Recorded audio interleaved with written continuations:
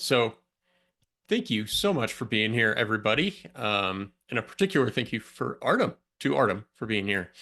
Um, I'm going to introduce ourselves and then, so we're going to structure this kind of into thirds. The first 20 minutes, I'm going to give just a brief presentation just to kind of give us the context for what we're talking about here. So we're going to talk about MSW, we're going to talk about Storybook, we're going to talk about component testing, and then kind of three different techniques you can use to mock the various dependencies in your tests. And then the next 20 minutes are going to be kind of just a casual discussion between Artem and I all about mocking and testing and kind of anything he thinks is worthwhile talking about. And then the final 20 minutes, we're going to leave plenty of time for your questions so that we can hopefully answer them. And then we'll go from there. So yeah, thanks again for being here. I'm calling in from Colorado for anybody curious. I can see the mountains just outside my window. It's a gorgeous day. Yeah, thanks for saying hi, everybody. Let's get going. So we're talking about test mocking for Bulletproof UIs. I'm Kyle Gatch. I'm a DX engineer on the Storybook team at Chromatic. Artem, you want to introduce yourself? Yes, my name is Artem Zakharchenko. I'm a JavaScript engineer. I'm doing a bunch of open source, and I'm also doing a bunch of education at Epic Web, especially dedicated to testing. Thanks. And in case you're not familiar, Mock Service Worker is this amazing library for mocking out APIs of all kinds. I'm sure Artem could go into a lot more detail, but the primary way I've used it is for mocking like network requests, like a REST API or GraphQL API, but it can do a lot more than that. And Storybook depends on it very heavily for its mocking capabilities, which you're going to see. So Storybook, what is that? I imagine a few of you probably know this already, but it's a front-end workbench for building your UI components and pages in isolation. So that means like separate from your app that you're actually working on. So you develop those components in isolation. You can test those components and complex UI and interactions, and then you can document your component library or pages or whatever you're building. So it kind of has those three pillars: you develop, you test, and you document. And over here on the right-hand side, you're just seeing like a basic screenshot of Storybook where you've got your stories and components organized in the sidebar on the side there. And then you can see the component previewed on the canvas and then some add-ons in the panels down below the canvas there. Um, so Storybook is composed of what we call stories, which is just a way to take a component, in this case, a badge component, and apply some configuration like props or what we call args so that they're like agnostic to whatever you're building in.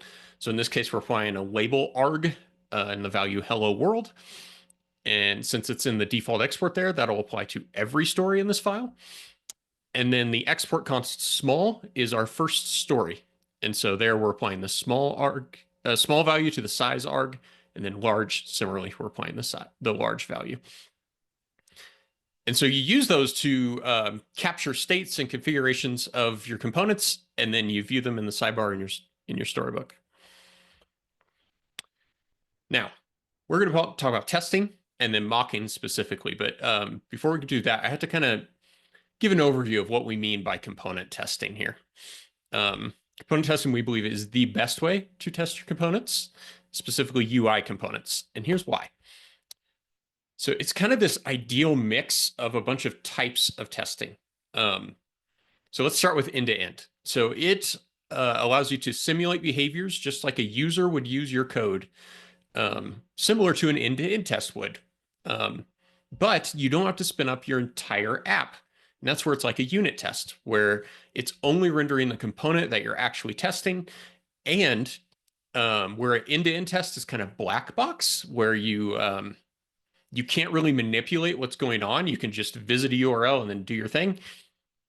With a component test, it's more similar to unit tests where you can actually like take in a module that your component depends on and actually manipulate that module, which we'll see in detail in a second.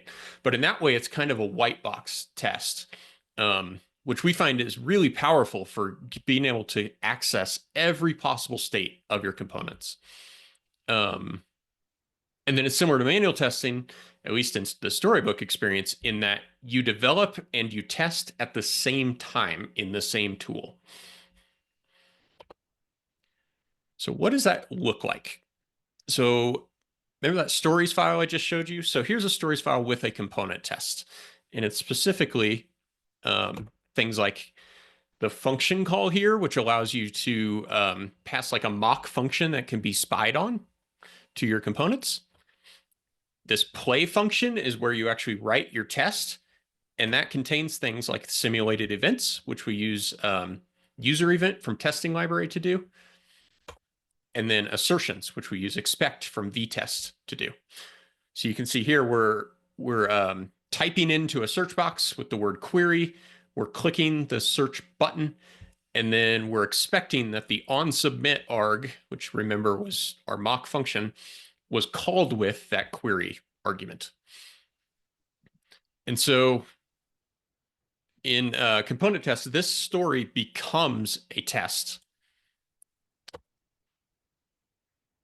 And on top of that, we built this experience that we call Storybook test. So that looks something like this.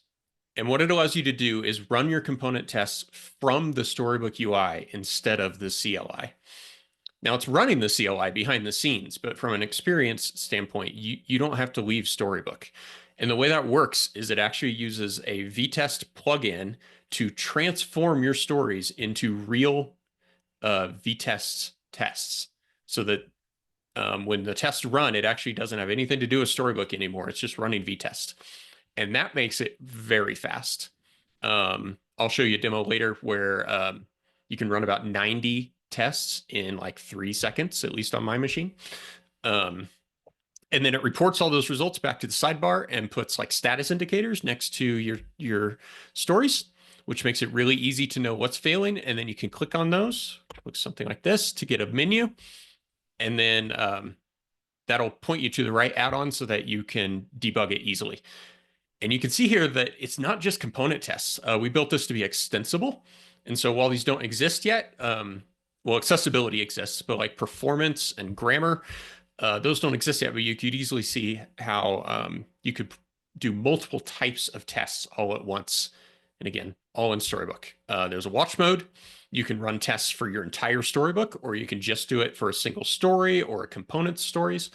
And then if you do have failures, like in that 9+ that's in the red and orange down at the bottom there, you can filter the sidebar by those failures so that you can focus on exactly what you need to fix. And I just realized I forgot to announce, if you have any questions about what I'm sharing, feel free to put it in the chat. I'll do my best to review those by the time it comes to Q&A so that we make sure that we hit them all. And Artem has kindly volunteered to answer any that he knows the answer to. Yes. All right. So that's Storybook test. It's a way to test your components directly inside a Storybook, and it uses the concept of component testing to do that, where you simulate the behavior and then you pull it up. Oh, I forgot this. The key to component testing is that it happens in a real browser. It is not a simulated environment like JS DOM. It is a true headless, which means you just can't see it visually, headless Chrome browser that's run through Playwright in vtest browser mode, which gives really high fidelity for what you're actually testing. So anything that uses like complex browser APIs, those aren't the simulated version that you get in something like Happy DOM or JS DOM. They are the real deal, which means you're testing the real deal. And that's a big deal. Okay, so here's what we're here to talk about. We're going to talk about how you mock your various component dependencies in Storybook test. So one of those dependencies are things like modules. So when you import something in a component and use it, that is a module dependency that your component has. And we're going to show how you mock those modules and manipulate them so that you can test what you need to test, and especially so that it's consistent as you're testing it, so that you're not accidentally testing a implementation of a dependency, but you're instead testing the component under test directly. The second kind of dependency we're going to talk about is a network dependency. This is where MSW, or mock service worker, excels, where you don't want to accidentally test whether your network is working or whether your API always returns the same result. You want to abstract that and mock that network request so that it's something you don't even need to think about. It is always consistent and you have total control. And finally, we have context. So like this is common in React, although not exclusive to React, where you have like a context provider for something like a theme or a router, and your components can depend on that. And you need to provide that to your component under test so that, frankly, so that it renders correctly most of the time, but also so that you can test things like navigation. All right, so first we're going to talk about module mocking. So in Storybook, we built our module mocking experience on top of a tool called subpath imports, which is actually a standard in Node.js. And so you define it in your package JSON like this through an imports map. And Storybook is built to recognize the Storybook condition.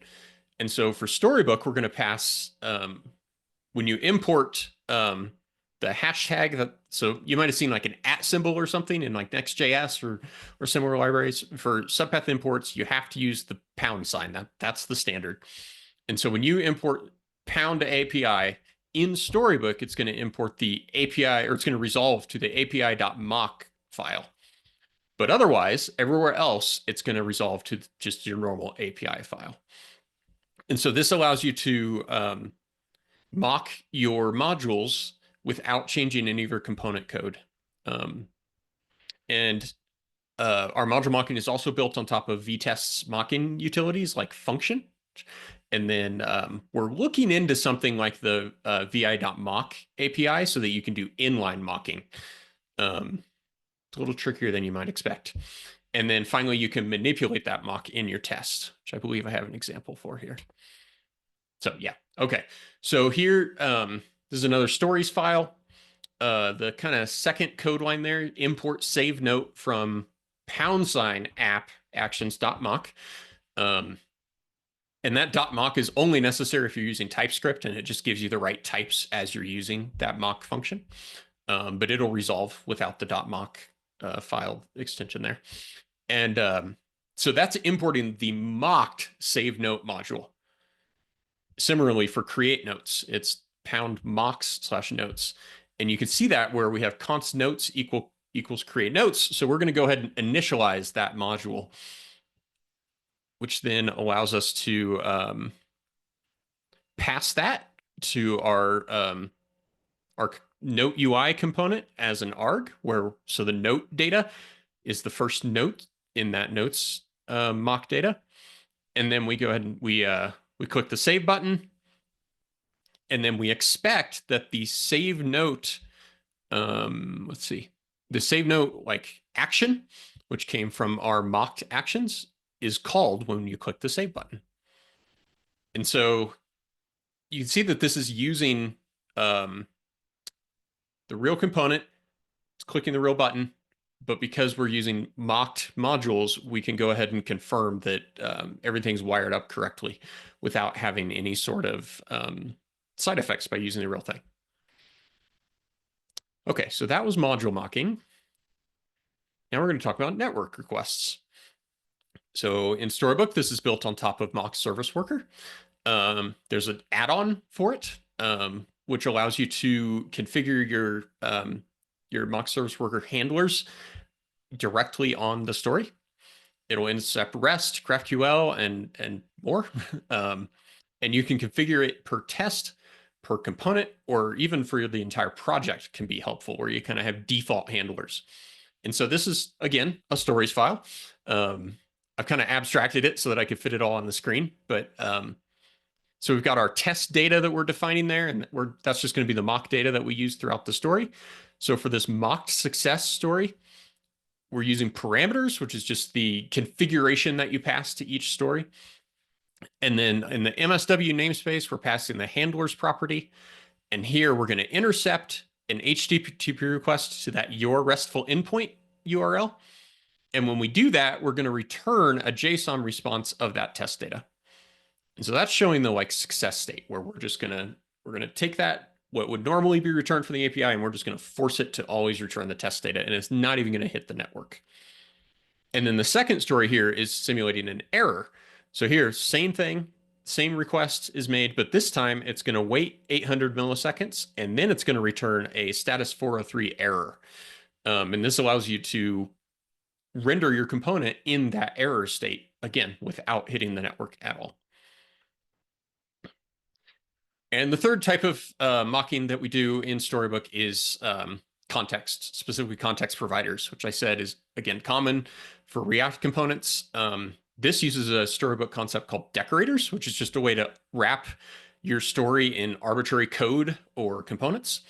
And you can make them configurable, which is what I've done in my example over here. So here I've got not a stories file, but the preview configuration file for Storybook, which applies to every story in the project. And so I've got the theme provider from Styled Components. I have my themes, which is really just an object, light and dark. And then I've defined a decorator here that reads from the story context to pull the parameters on a story. And so that's going to take, it's going to read the theme parameter and it's going to default to light. And then it's going to pull that off of my themes that I've imported and just apply the correct theme based on the parameters around the story that's being rendered. I think, nope, I guess. So then what that looks like is in the story, you then define parameters, theme.dark, for example, would then force that story to render in the dark theme. Okay, that was a whirlwind overview. Thank you for that. But hopefully that provides some context for the discussion that we're going to go into now, and then especially for your questions. I see that you've already put some in, so thank you so much. So, Artem, let's talk about testing and specifically mocking. So Let's in go. your expert opinion, and make no mistake, you're an absolute expert in testing and mocking, no matter what you say. So in your opinion, what is mocking and what does it actually do to your code? So mocking is a technique to distribute what I call test boundaries, basically to draw the lines in your test, in this case, for example, your component tests, and to say that nothing beyond those lines matters. And what I mean by that is that nothing beyond those lines can influence the behavior and the result of this test. And this is where a lot of people maybe misunderstand mocking. There's a lot of questions that stem from this misunderstanding, like when should I mock? When should I, not use mocks, over mocking, under mocking? But in the end, it's just the technique to kind of draw this line and to define this isolation, right? Like you mentioned, we have this component tests, and the point of these tests in particular is to run in isolation, have this controlled environment. In this case, we have Storybook stories, which is an isolated environment to showcase different states of your UI. And you achieve that isolation partially because of mocking. So you draw these lines, you can exclude network, for example, you can mock how different dependencies work. And it comes down to two things. When you use mocking, you usually use it for either excluding certain behaviors from your test, for example, or gaining control over certain dependencies or side effects. And sometimes it's both. Like when we're talking about network, for example, you are excluding the network, so requests are not happening in actuality, but you're also gaining control. Like you just seen, you can define different response scenarios based on the story that you're trying to show. And sometimes it's just exclusion. Maybe you have some navigation, maybe you have some dependency that has no reason to be run in the test. So you can use mocking for that as well. So that's, sorry, a lengthy introduction. What I see is mocking. No, very helpful. And so what's it doing to your code? Yeah, I think like when you imagine, I have a very nice website. Maybe I can show that just a second. Absolutely. Yeah, feel free. Yeah, I have a little visualization for mocks. Just a second. It should be this URL. Yay! So let me share my screen and I will show everybody. Someone else is sharing. I will send a request. Please approve. Of course. Okay. So I will share my desktop. Cool. So hopefully you can see my screen and my browser. And I built this little visualization app to help people understand what mocks do to their code, for example, in tests. So imagine if you have a test for this like one GS module, And this module has a bunch of dependencies. So it depends on this 2GS module through some method, maybe calls the method from that module. And then the module itself has its own dependencies, maybe taps into node modules, some third-party dependencies. And if you don't do anything about this in tests, you will achieve your end-to-end test in terms of that everything executes during the test run. Sometimes that's what you want. So this is an important distinction that you are in charge of mocking. This is not something you must do, it's something you choose to do. And I will talk about why in a second. So if you just do anything, nothing about this, you will run all of your dependencies. But very often you want to trim down this dependency tree to particular points, because this will allow you to focus just on particular behaviors. For example, what if I just want to test this A method? So I can just draw this line here, this boundary, this mock, and suddenly I'm in charge of everything from up here. And this means I can just ignore it. Maybe it's irrelevant for this use case, or I can also control it. Maybe this A method depends on how this B method behaves. I can tap into module mocking in this case, and I can gain control over this B method and module different scenarios. Maybe it throws an error, and I can see how my A method reacts to that. So this is exactly what happens to your code when you mock.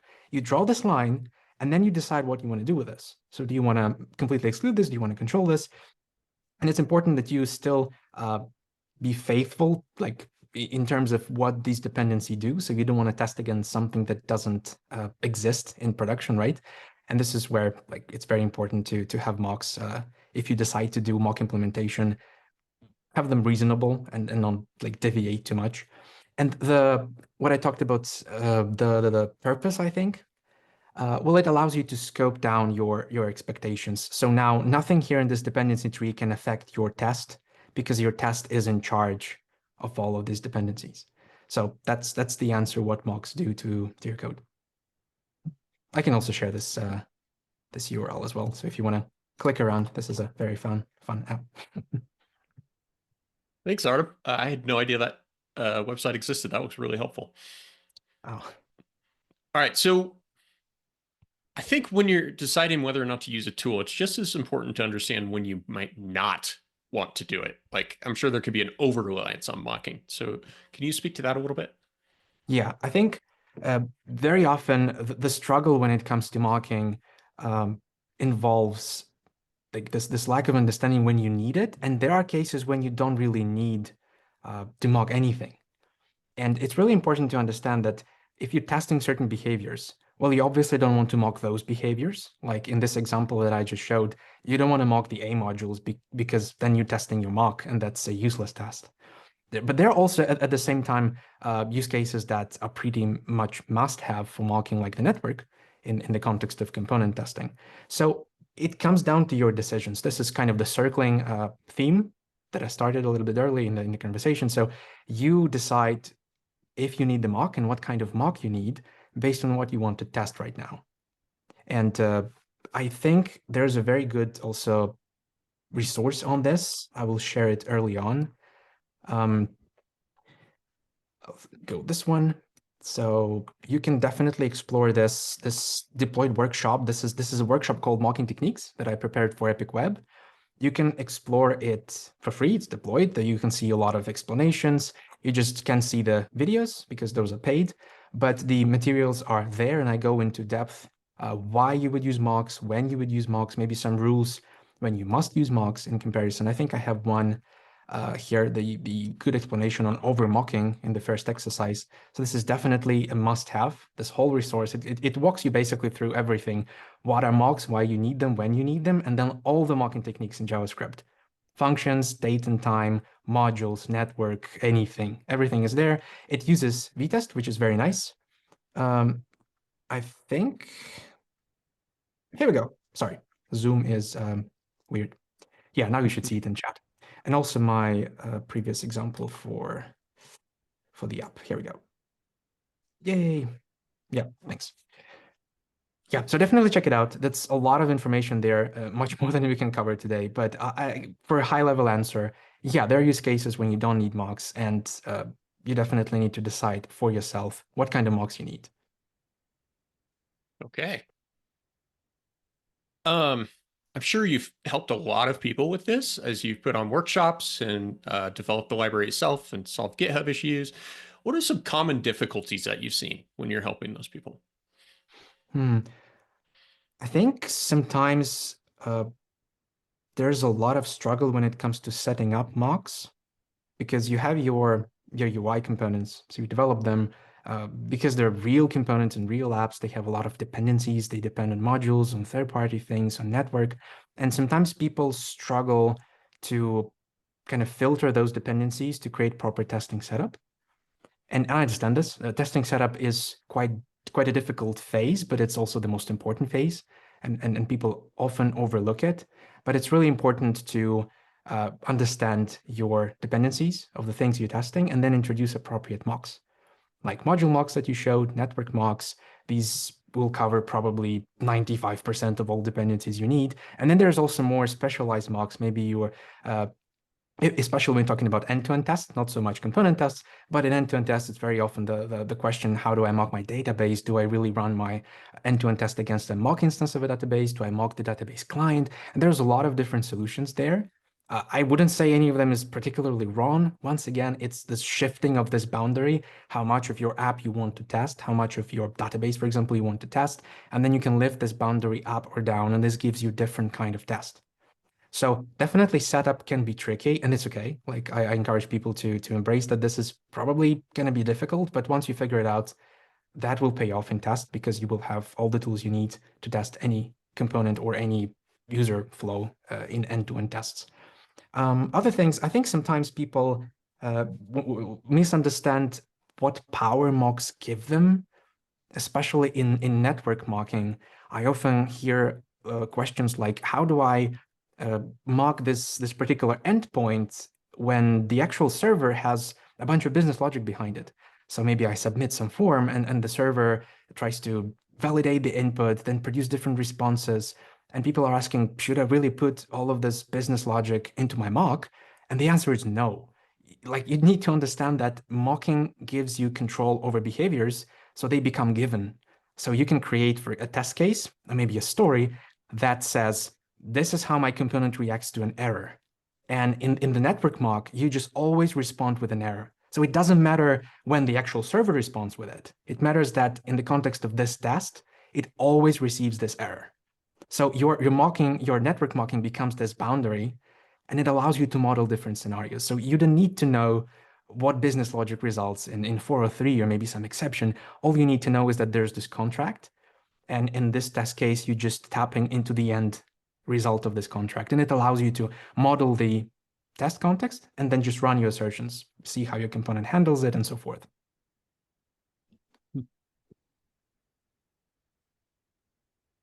Um, I guess along that same vein, but maybe the opposite. What have been some of the like best use cases that you've seen for mocking in a component test? Mm, naturally, network is something you have to do in component tests. And there's a very good also reference in chat. Like, very often people consider mocking code smell, and I disagree. It becomes code smell when it's poorly configured, when people don't know why they pull all of these mocks. Then it becomes a code smell. But there are some testing levels, especially component testing, where you must have mocks. Like things like network, things like third-party dependencies. You cannot really test your component in isolation if you allow those things to run. So you use mocks, because mocking is just a technique, just the same technique as testing itself, as separation of responsibilities. It's just a tool. It's not evil. It's not code smell. Maybe we can turn it into code smell because we engineers, we tend to make mistakes. We tend to over-engineer things. That's fine. But in itself, it's a very good technique to use, and it gives a lot of value because it provides you a lot of control. So network mocking is definitely a very good use case for mocking in general. I'm not a big fan of like mock functions, but sometimes they're really handy when you have certain APIs or components that are kind of transparent. So maybe a component that has like on submit callback, and then it is the usage, it is the parent surface that provides this Mm-hmm. callback.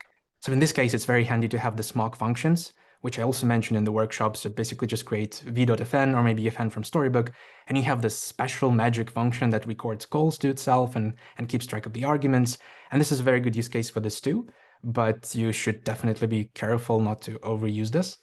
Um, I really love use cases when people use mocks to showcase their work.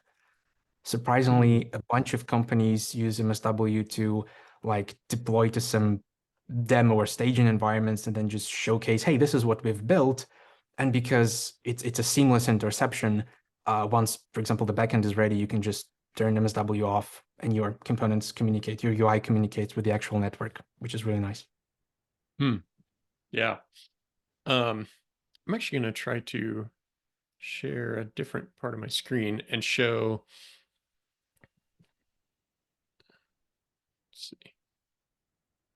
There we go. I want to show what I think is a pretty cool example of of mocking here. So here we've got I believe this is just Next.js's kind of to-do app showing how to use RSCs, which we kind of sort of made it work in Storybook, and then the React team changed that API significantly, and now it doesn't work at all. But the mocking concept will get across. So here we've got this story. Login should get OAuth token and set the cookie. And so what we do is we find the login to add button. Here, let me just go back. So one thing I didn't cover is when you write a component test in a play function in Storybook, you get this interactive debugger. And so I went back to the beginning of it, and now I can go forward. So it looks like we're making an assertion of something not being there. And then we click this login to add button. Well, first we find it, then we click it. And then we make sure that this use router .push method was called with the correct route. And finally, we expect, I'm not sure why this is undefined, but we expect the user, which it did not work. Let me see if it works without stepping through. Well, that's interesting.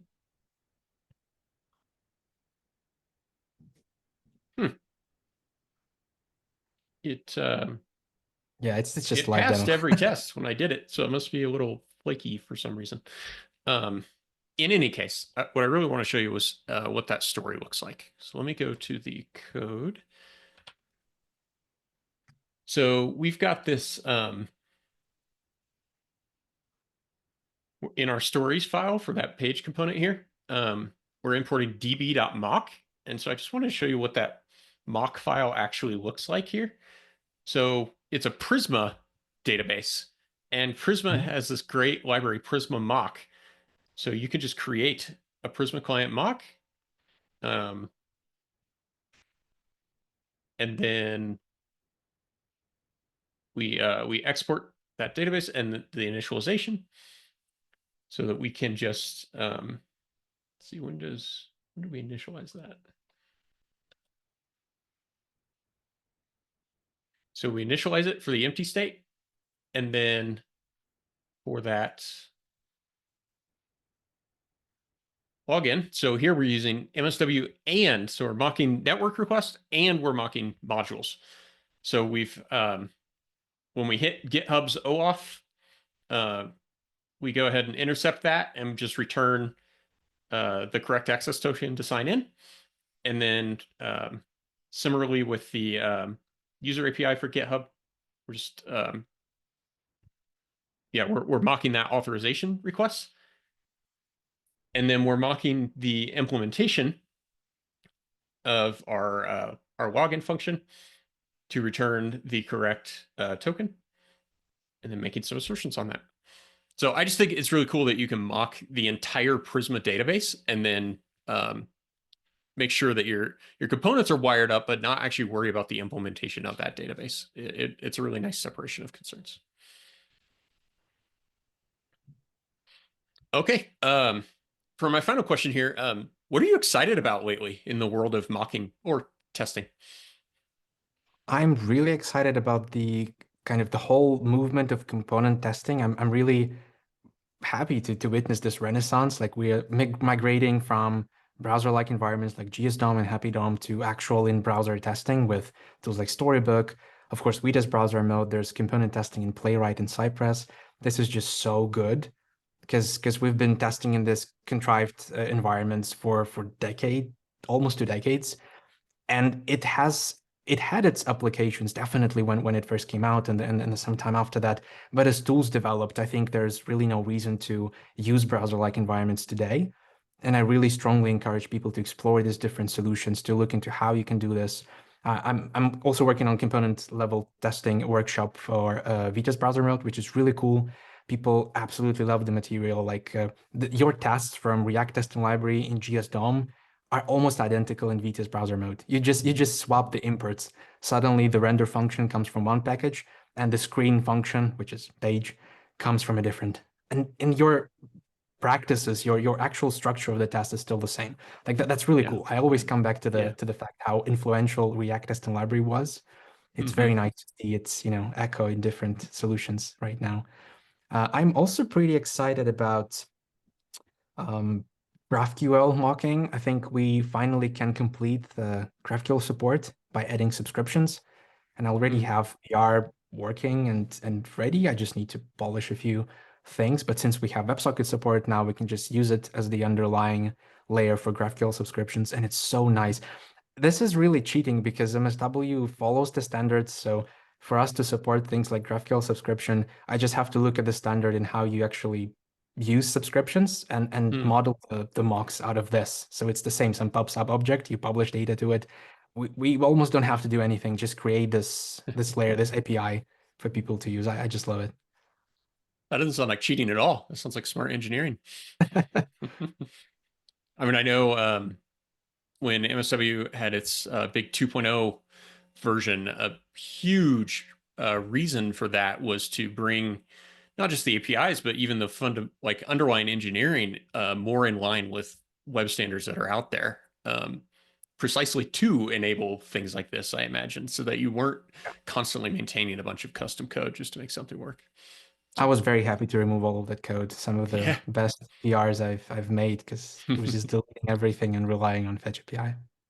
Well, I'm glad to hear that's still paying off. Okay, at this point, we're going to transition to trying to answer your questions, and I see there are quite a few of them. So give us a second while we review them. And I've been trying to answer some, typing them out, but I'll probably start just verbally answering from this point. Let's see.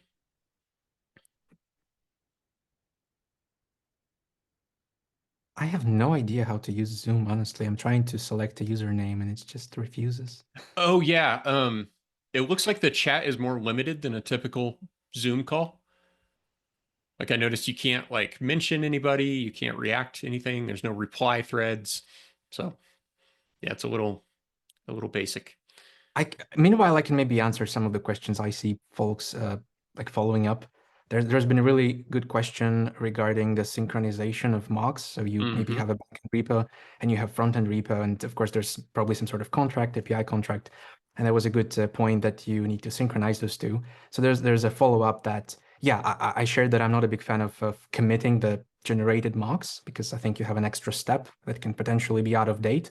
So instead, I advocate for like runtime generation. So you have your, let's say, OpenAPI spec, and no matter where it is, you can pull it from there, and you can use MSW GS/source that just parses that spec and basically generates handlers for you. So if your backend updated the spec, then your next front-end run will pull the updated spec. At least one of the ways you can orchestrate that. Yeah, we had some discussion about this in terms of like runtime versus build time generation. I'm a fan of runtime generation. I think it saves you trouble, especially because you rarely need the whole spec for particular tests. So you can also trim them down. There's transformer functions to just pick the operations you need. Yeah, that's basically the follow-up. There's Yeah, also there were. I was just gonna say I've seen multiple questions around that, so thanks for tackling. yeah, performance But is always a looming question, especially when we come to like in-browser testing. And I'm still exploring this. I have a repo with benchmarking. I started benchmarking, uh, comparing GSDOM and RTL to Vita's browser mode. hmm, And so far, I have good results, but I haven't done any good, like, more kind of real world benchmarking. I just started with a very simple scenario. I have 1,000 tests. They're very simple. Access the DOM, create a button, click a button, assert what happened. Not real world stuff you do, but still something. And their results are very good. And I will try Mm, to elaborate more introducing React and some side effects and some actual UI updates, and then we'll see. Definitely something I want to publish. But when it comes to performance, I always say that's not the most important thing when it comes to tests. But of course, it is important that tests are fast and the iteration loop is short. Component level tests, when you're talking about in-browser tests, yeah, they will be probably short, probably longer, or in comparison to GSDOM tests, but it's not the only factor, and it's not as long as you would think. 'Cause there's a lot of also performance overhead that comes from this browser-like environments, especially when it comes to like determining accessible roles. One of the pending issue with RTL has been that querying by role is very slow. But mm, I believe that's not the case in the browser. It's just as mhm, fast as writing any query selector. So there's definitely a scale of things, and I think at the end it's not going to be much slower than your traditional GSDOM test. So I'm really excited to dive deeper and actually have some good article to publish, not just thoughts.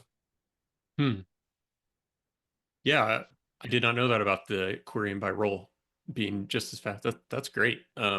That's honestly one of my very favorite parts of testing library is it encourages you to write your tests in a way that make your components accessible Mhm. to more users, which I think is super important in our work. And I'm glad to see a tool that just kind of like gently nudges you that way. Um, Yeah, yeah. yeah. And you also have to consider like things like ESM when it comes to performance. Since Mm, we're running in the browser, we can now just run ESM. We can write tests in ESM. We don't mm, have to compile them. Maybe if you're using TypeScript, sure, there will be a step, but no yeah. build step. And then there will be a very good performance win when it comes to module mocking, especially you can mock this through HTTP. And just coming back to the discussion that it's not just slow or fast, that's actually a Yeah. trade-off uh, from multiple sides, from both Sure. sides. Sure. One of the questions that was submitted, very rightly calls me out that in the context mocking section, that wasn't technically mocking. It was just rendering your component inside of another component. So the The question test is setup. like, could you, yeah, it's more setup, but could you mock a context provider using module mocking? And yeah, I think you absolutely could. It's an imported dependency in your component, just like anything else is. And so, if that's the route you want to go to give yourself more control or more internal consistency in how you're approaching the problem, yeah, you could totally do that. Yeah, I mean, it doesn't mean you should, because like if you ask yourself, you have this theme provider, what do you want to do with it? Like, do you want to exclude it from the test? Probably no, because it gives your components visual appearance, and that's important. Right. Like, uh, CSS styles can directly affect accessibility. You can have certain elements overlapping or simply using styles that render them inaccessible. So yeah, you kind of want those styles. And then the question is, how much do I want to control this style components or emotion is something else? And usually when with this library, the answer is like, I don't really want to deal with that. Yeah. So using the wrapper setup like that Kyle showed is the way to go. And the same with Yep. routing.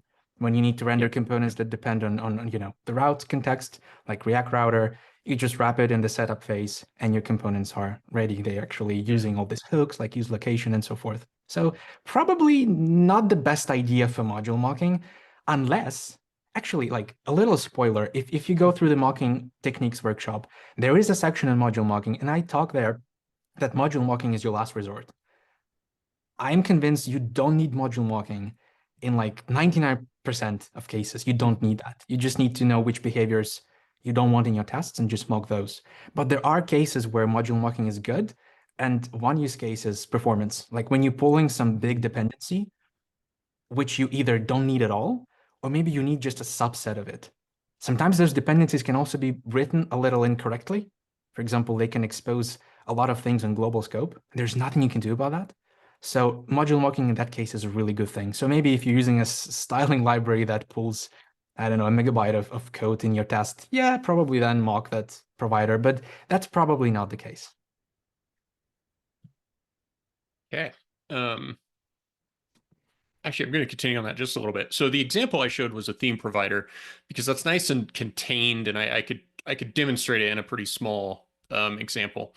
But probably, as he pointed out, routing is probably a more common use and a more realistic use um, for that sort of wrapping. And with routing, your real app is going to use your real router, of course, but then like React Router provides like a in-memory router, and that's actually what you wrap around, and that allows all the wrapping to happen in your like isolated story, um, but in a way that doesn't have any sort of side effects, doesn't try to navigate for real, that kind of thing. So it's a pretty powerful pattern. Yeah. There's one more question I see people asking regarding Playwright and MSW. So definitely something I want to answer. The question was about the performance, like about the usually, at least the question is that Playwright can be slow with MSW or MSW with Playwright. I haven't really experienced this myself. Like we have 240 something tests in MSW repo that use exclusively Playwright and MSW. But I don't know what would be like the common reasons for this being slow. Mm, I don't know. Maybe fetching the worker, but that shouldn't be the problem. There's like different setups. I usually recommend just enabling MSW in your app. So then the first time it mounts, it fetches the worker, puts it in the browser context. You don't have to fetch it anymore, so you're not going to be paying this bandwidth price. I don't know what else. Perhaps there's some other areas to consider, or maybe some other areas that affect this setup. If you have some repos, I can take a look when I have a moment, like what makes them slow. I haven't really experienced this, so yeah, that's what I can say. Um, Thanks so much for all these questions. Having a hard time getting through them. Oh, a really cool question about GraphQL. When you mock queries, like sometimes you have to define a lot of like fields and where the data is coming from. It does sound like you need schema first mocking. Because we do that and we support this, and it's actually pretty cool because it uses just GraphQL package as your production server does. So definitely something you need to look into. This is usually a sign that you have uh, probably a complex mocking setup, and this is where specifying fields individually may not be as flexible. And I understand this. And this is very good to use, mock schema, to use mock schema instead. I will share the link in chat. So the whole idea is that you can take your schema, either production schema or write a mock schema, put it to GraphQL function, grab the query that MSW intercepts alongside the variables, feed it in the function, and define your source of data, your resolvers. So this is something I recommend. It's very flexible. It will actually give you field filtering like you used to. So if your client only needs ID, you don't have to return the whole JSON. So explore this, and this is probably what you need.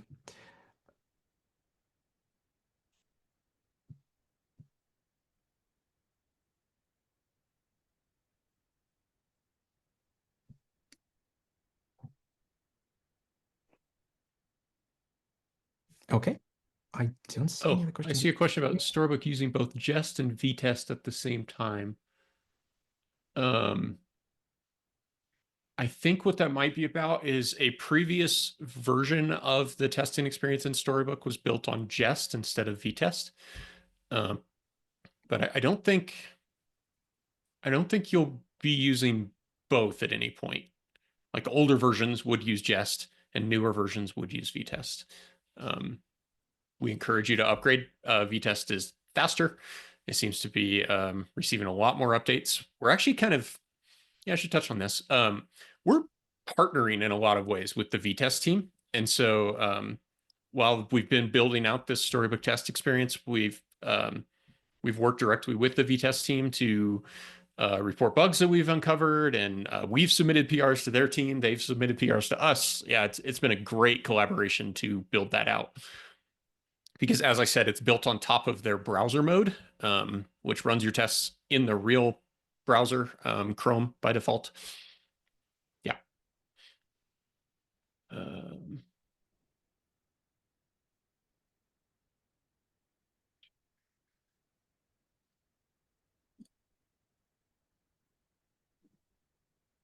Grade Storybook tests and Playwright will be slower. Slower than what? um, like it might technically be slower than just running in Node through JS DOM, but in our benchmarking, it is barely slower. If you're talking about running tests in Storybook versus running them in VTest directly in their browser mode, again, because it's running ultimately in the background through the CLI, it's actually virtually the same. There's no statistical speed difference between the two. And even though it might technically be slower than like a Happy DOM or JS DOM kind of situation, the fidelity increase you get and being able to test the real browser events are so much worth the like 10% slowness, maybe, at least in our experience. I already have a large library of MSW functions supporting my VTest tests. Will I be able to use those same functions in Storybook? Yeah, I'd say so. You can just import them in your stories and use them that way. The way that you provide the handlers through the MSW parameter in your stories, that API is exactly the same as MSW itself. And so, yeah, you should be able to reuse those. If anybody's familiar with the component encyclopedia part of the Storybook website, that entire thing was built on top of MSW before the real thing. So every page, every component is fully mocked through MSW that way while I was building it. So, and then those same mocks are used in the real app so that I could spin up the real thing fully mocked. And we also, I mentioned this, we spoke with Kyle before the meeting that we're working on the new version of the add-on that's going to bring it simultaneously closer to your storybook experience in terms of how you initiate it and use it, but also closer to MSW experience. So there would be like different way to layer the handlers as you just used to in plain MSW. So it's going to breach maybe a little bit of experience gap that we have right now. So yeah, once again, to the point, it's the same MSW experience. You just provide the handlers so Storybook routes them to the story correctly. All right, I see a question about skipping tests in Storybook. So you do that by applying tags. Let's see. Yeah, I'm still sharing my screen. So like if I wanted to take this test here, I'm just going to collapse down the noisy things for a second. If I wanted to skip this, I would apply a tag, and then you can negate a tag by doing this bang and then test, and that will prevent it from being tested. We're looking at better APIs for writing tests in Storybook. Let me go ahead and if I can pull that up. Yeah, here we go. So we like to operate through RFCs or requests for comments. And so this one, which I'm just going to go ahead and put in the overall chat, that is focused on a new API for defining tests for your stories in a way that has the syntax of the play function. So like your simulated behavior, your assertions, all that stays the same. But it provides a nicer way to write like labeled tests. And then at this point, we could provide a nicer API for skipping too. If you have thoughts on that, we definitely welcome any feedback you want to provide there for whether it's going to meet your use cases or how excited you are. Okay.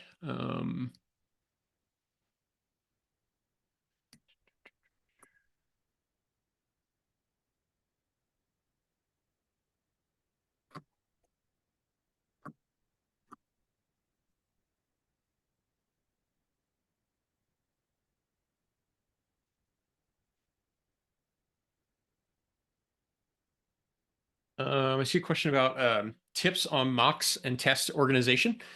So not just yet. I'm actually writing a guide for that as part of the Storybook Test Bootcamp. So I should talk about this a little bit. Yeah, here we go.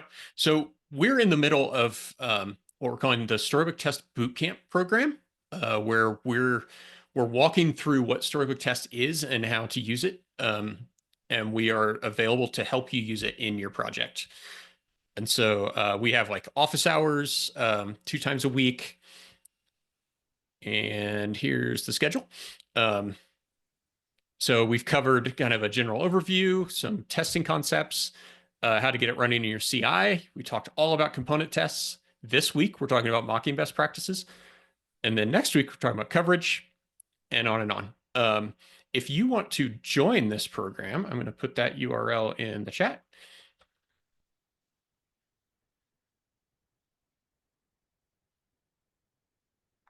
That's just a Google form to sign up for the program, and then you'll start receiving weekly email updates. And so the way we're doing this is we'll do a written guide, and then where it's relevant, we'll do a video overview as well. So let me click into one of those. Oop, I can't click that screen. This one. So here's what a guide looks like. So this is kind of the overview of just all about how to start testing. So it's got the installation of how you install the Storybook test experience. It's got kind of like an overview of what it actually is here. Some key concepts as you go through.